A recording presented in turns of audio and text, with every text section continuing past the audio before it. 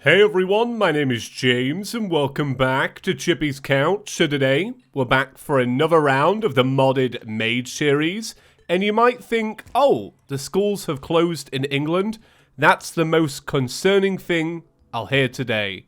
Nah fam, I actually recorded a chunk of today's episode without noticing that my microphone wasn't plugged in. I know, right? The shock. So I want to recap what I did. But while I'm recapping, I'm actually going to head to do the next thing, which is actually going to be setting up for the Hive Mind boss fight. So we said we'd be doing this yesterday. Now, it's going to be the same structure. So I'm going to try to do the Hive Mind, which I think we've got a pretty great chance of doing. But what we'll also be doing is maybe the Perforators. Depending on if I can get the boss to spawn, we'll give it a go. So I actually went ahead and found the Crimson Biome. But wait, before we get to that, have you washed your hands? You knew it was coming. Did you prepare? I don't know. Is this dead yet? Am I not meant to tell you to do it anymore? I don't even know anymore myself. So what did we get up to? Well, basically, it wasn't very much. The first thing I did was go, hey, I want to find the Goblin Tinkerer. I fell down my hole. And bam, there he was. It was the best bit of YouTuber luck I've ever recorded. It was kind of amazing, and it's topped now by the second bit of YouTube luck, which is having a hive cyst right at the very start when you want to do something. Thank you very much. So yeah, what else did I do? Well, I actually bought all of the stuff from the Goblin, as you often do. And I made myself a set of Spectre boots, and I also found a red balloon and made myself a cloud in a balloon. You all know I absolutely love that accessory. And then I ended up making a weapon that I think I've made in other series. It just looks a little bit different now. It's called the Firebolt, and it's basically a flaming water bolt that you can make in Calamity. So we've got that now, and I'm just going to get into this. Oh, it's actually called the Flare Bolt. I got that wrong. So I didn't want to jump straight into it and just like go, hey, I'm going to kill it now. But I'm actually concerned that it might despawn if I was to continue building that large arena. So we'll see. Is the Hive Mind going to be any different? My assumption is probably yes. I'm noticing that these guys look a little bit different as well. So I'm fairly certain this is just the first phase of the fight. But the Flare Bolt is doing work, man. Like, this is it's a pretty powerful little weapon. It's actually pretty cool. It turns into the Frigid Flash Bolt in hard mode, which is pretty sick. So it might sound a little bit different today. I've actually got quite a bit of toothache. I went to the dentist earlier today to get my new retainer. So when you get a new retainer, you have to wear it for a couple of days. Well, you have to wear it for 3 weeks non-stop so that your mouth kind of gets used to it. But with that comes just a little bit of jaw ache, you know? It's kind of like having your braces tightened, right? I feel like I escaped braces many years ago, but I've still never stopped talking about it. Like, some people proper live in the past, you know, with school. Like, oh man, school were the best times ever. My favorite times ever. If only I could go back to school. I'm like that with braces. Just never shuts up about them. But ah well. So I've got that I'm dealing with. But today's actually a very special day for me. If you didn't see it on Twitter earlier today, today actually marks the 9-year anniversary of Chippy Gaming. Would you believe it? It's been 9 years since I started that channel. Now, I know nobody listening today was there on that very first day. That's fine, don't worry about it. But it now means that I've been making videos like this for 40% of my entire life. I feel like there aren't many people alive that can say that, which is kind of crazy. When we hit the 9-year anniversary of Terraria, which will be in about 2 months, then I will have done Terraria for 40% of my entire life. Because I've been making Terraria videos from day one, if you guys didn't know. And there is nobody else that's making Terraria videos today that can say that, which is crazy. But it is insane looking back. And I'm very proud of myself, I have to say. It's a pretty ace milestone. 9 years. 10 years sounds a little bit better. 10 years, I'm going to log on and log off, and you guys will never see me again. And that'll be my final Terraria video. In 10 years, that's it. That's the end of the run, alright? I'm letting you know now. Okay, Hive Mind is is going really well. If I can chat about nonsense during the Hive Mind, you know it's going well. Okay, how long we got left? 500 health, not bad. Not bad. Come on, finish it all up. Let's see it.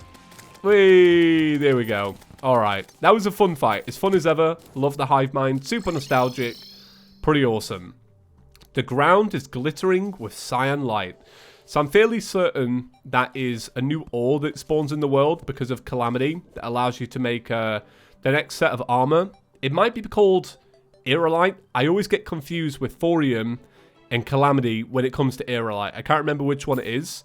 So anyway, opening this up, we got ourselves a large dank. Oh, it's called dark. I legit thought it was called the large perfect dank. And was like, yeah, sure, I'll say it. We also got the Shade Rain Staff, which fires out a little Nimbus Rod, basically. And you get 2 of them, which is pretty good. I would say this is a pretty awesome find. Thank you very much. We got True Shadow Scale, and then we got a little bit of lore, the Hive Mind. A hive of clustered microbial infected flesh. I do not believe killing it will lessen the corruption here. Place in your inventory for all of your projectiles to inflict cursed flames when in the corruption. However, enemy spawn rates will be greatly reduced while in the corruption due to your overwhelmingly putrid odor. Ah, alright. We also got the Rotten Brain, so it gives a 10% increase to damage when below 75% life, which is pretty decent for pre-hard mode, and it has 5% decreased movement speed. That's not too bad. That's not too bad. Let's have a little look at these shadow scales. So these turn into a number of weapons. The Knight's Ray is one that definitely jumps out to me. We've made this one once or twice, which is pretty cool. So I actually have none of this because I don't have a vial for it, I'm fairly certain. I could always make an Amber Staff, that's true, but we'll have to kill Skeletron and the Slime God if we want to make that. So we'll think about that in the future. What else do we make from this? So Shade Drop Staff, is that? No, it's actually different. Shade Drop Staff, I'm pretty certain I know what this is. And it's like a thing that shoots across and then drops down, maybe? Am I remembering that right? So it looks like we won't be using these for a little while, but that's alright. So what we'll probably do now is we're going to go to the Crimson and we're going to wait out for the Perforators. If it spawns, it spawns. If it doesn't, it doesn't. No biggie. But then let's have a little look at boss checklist. So after that is going to be Queen Bee. It feels weird to be like, oh, to smash the Hive Mind, let's go do Queen Bee. Something's wrong about that. But there we go. So I've been wanting to come up with a really good time to use these escape rockets. But come to think of it, I don't think it's going to be high enough. But we'll give it a go. So these are the things we covered the other day from Thorium. And oh my god, it actually worked. That's kind of amazing. I knew that this was up here. I found it earlier. But that is really cool. I knew that I could make it look good. It would just take quite a bit of time. So we're going to start the hunt now for the little thingy-madoodle that spawns in the Perforators. Alright, so weird jump cut. You're like, James, why are you not up on that crimson floating island? Well, I actually waited around for a whole day, and I couldn't find the little thingy-madoodle that spawns in for the Perforators. But I really want to do it now that I've kind of put my mind to it, now that I've sown the seed of the idea in everyone's head that we'll do the Perforators. So I did something that I don't usually do in one of my series, and I decided to bring a new character onto the world. I say new, it was an existing one, and I decided to just make my own Crimson. Now, of course, I couldn't do it with this character because I didn't have any of the seeds or really any of the time, so I just used a Clentaminator to create a small little Crimson next to where the dungeon is in this world. And I decided, you know, that's probably the best route, right? Rather than us wasting a bunch of time that we could be using to do other stuff in Terraria, this just makes a lot more sense. But I like to be transparent, you know? I like you to know if I've cheated, and I've cheated, right? Basically, because this is kind of cheating to get what you want, really, isn't it? But, you know, Terraria is a pretty open-ended game, and I feel like we're all pretty relaxed here, right? We use Veinminer, we use Alchemist NPC, but I thought I'd bring it up. Truth be told, I'm saying this, and none of you will care. And I know you won't. That's the funny thing. But I'll show you what I did. So I wanted to make a small crimson, but I didn't want to infect the whole area. So corruption stops here. Now we know once we're in hard mode, this is going to become just a really nasty place. So I did crimson to here, and what I did was I just put in a big block of mud. I learned this from Chaos. Now Chaos actually paints his mud so that it's a little bit better. I didn't do that because I'm lazy. I'm kind of lazy, but this is the area that I contaminated. It's actually not a very big area. So as you can see, it goes from there all the way till here. But this is a definitely a more legit crimson than what we had before. This should make things a lot easier on me. So I think what I'm going to do now is I'm going to make a very ugly little pillar of Daybloom planter boxes, just like I did with the Hive Mind. I'll make a nice platform, and then I really do feel like we're gonna get this done. I feel like it should spawn now. Well, hopefully, right? So kind of as I expected, we got one straight away, which is fantastic news. So what I'm gonna do is I'm gonna slap up some of these little rain clouds. I'm gonna put one there and one there, and I'm gonna let that slowly destroy it as I get ready. I buffed up, so we should be good for the fight.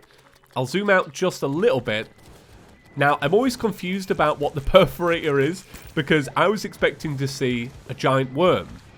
So, quite clearly, as I often always do, I've forgotten what this boss looks like.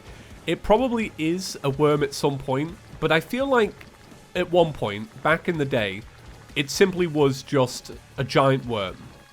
And I remember the first time I ever did the Perforators was about 3 years ago, and what I actually did was I created my own little fake crimson in the sky, kind of like how there are little crimson sky islands now. Back then I had to make my own, but the mod didn't really know how to deal with that. Oh, the little worms are different. That's cool. Yeah, the mod didn't know what to do with that. So what actually ended up happening was the boss would spawn only on the ground. So the little weapon that I had at the time, I can't remember what it was called, but it would fire downwards, so it was basically the perfect setup to never see the boss, but also win the fight. It was pretty brilliant, I have to say. Now, if I could get a flaming rod to stay in the sky that we had yesterday, that would be pretty great for this fight, considering it's just in one area. I'm going to spawn these clouds a little bit higher, so that when it rocks backwards and forwards, it's actually going to get hit by them, because it's lots of the damage that's being potentially wasted, essentially.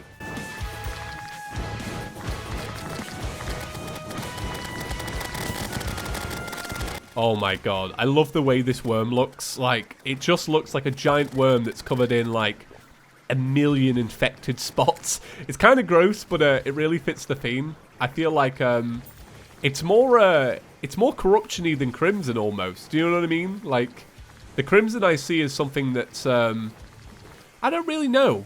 I don't really know what the themes of the Crimson are, but when I guess blood, but when I think of the corruption, I do think of, like, true infection. The Perforator has awoken. Perforator, you look fantastic. You look really cool.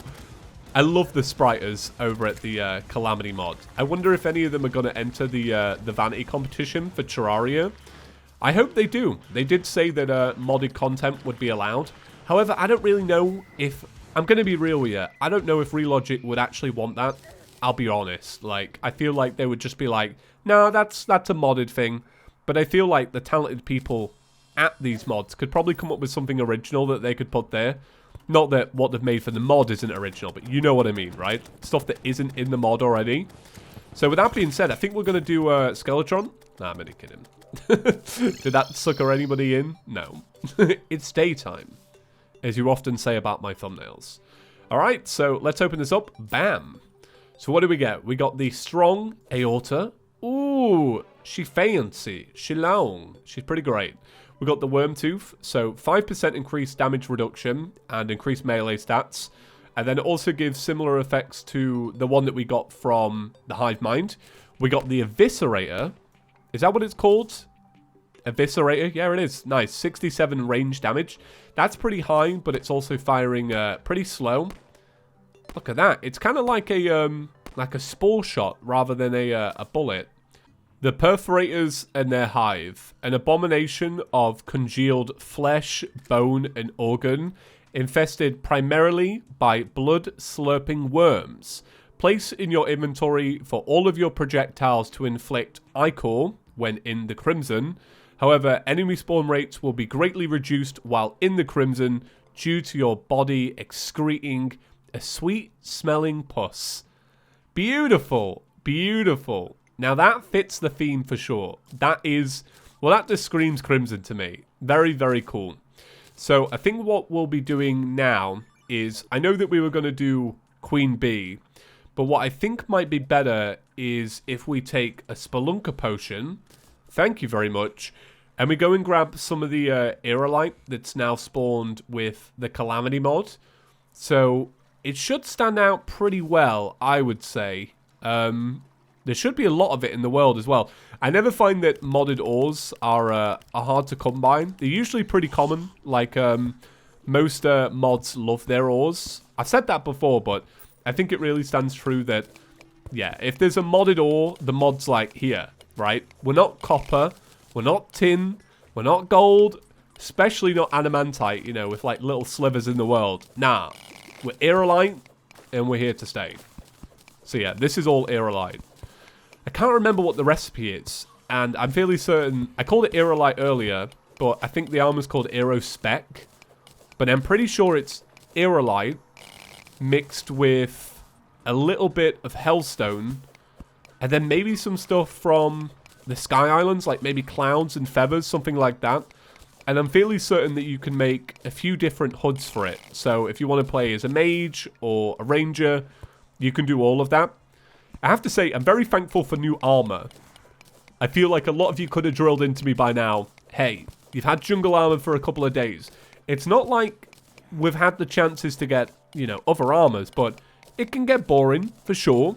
But I guess that's why we spiced it up yesterday with a white vanity that we turned silver, right? Big innovations, big brain moment, you know me. All right, this is probably enough. So we'll grab all of that. We'll head back home. And we'll have a little look at this this crafting recipe. So let's see here. Aerolite bars, which look fantastic. They turn into... This all looks new, by the way. I don't know if it's because... No, this is actually all new sprites. I was about to say, I don't know if it's because of the Calamity texture pack that I've used in the past that I'm forgetting. No, this is all new. Oh, it looks really good as well. I think the sprites are fantastic. Really, really cool. So we need clouds and rain clouds. Ooh, I wonder if I have either of those. Okay, I just have normal cloud. I don't have rain cloud. Well, I can see that there are some rain clouds up here. And you know what, guys? I think I actually have the perfect item to go and grab them. I think we can all agree on this. Woo! I love this item. I think it's so sick. It's so different. That's what I like about it. Right, let me grab these clouds. I should have enough feathers. I killed enough harpies earlier. Alright, let's deposit this all in here and get crafting. Today's episode might be a little bit shorter. Like I said, a little bit of toothache, a little bit of jaw ache. It's probably going to lead to something shorter. But you never know. I always say that, and then the episode ends up being much longer for some reason. I still can't figure out the science behind that, but it definitely happens. So, Aero. Alright, well, we'll begin with the leggings. Thank you very much. And then we'll make the chest piece. And then we do have enough feathers, thankfully, for a hood. Because looking at this, it requires 2, and I have 2. Okay, so this is the mage one. It's the hat. So, let's do a bit of a comparison here. So, right now, we have 20 defense. We don't have like a dryad aura around us. It's just 20 defense. And we have 280 mana, which might come up. That might be important. This does 18. So swapping it over, we now have 19 defense, 220 mana, and this does 19. Let's see the set bonus. So the set bonus is 5% increased movement speed and magical critical strike chance. Taking over 25 damage in one hit will cause a spread of homing feathers to fall and allows you to fall more quickly and disables fall damage. Now, I don't know about you, but I think this is not as good as Jungle Armor. Because if we swap over, Jungle Armor gives you a bit more mana. Let's do a comparison. What's that? 220 to 280? That's 60 more mana. And the damage isn't really that different, is it? But I feel like I'm going to use it simply because it's new, you know? And I want to see the new stuff. You know, I want to use the modded stuff. So what do you guys think? Do you think it's a good trade? Let's have a little look at the sprite, by the way. Let's take appreciation of this. It's really cool. You did a great job, whoever did this. Big up to you. Yeah, it looks really good. I feel like the colours are a lot better. It kind of looked like a bit mithril-y before. Oh, it looks really good. Well, alright, I'm going to end today's episode there. Guys, thank you so much for watching. We have had a streak of 3,000 likes. I don't know how long we're going to keep that up for. You guys have been very generous with your clean hands, and I'm very grateful for that. 9 years. Man, what an achievement. I'm very proud of myself. Right. See you in the next one, guys. Hope you're all doing well, and I'll see you tomorrow. Peace.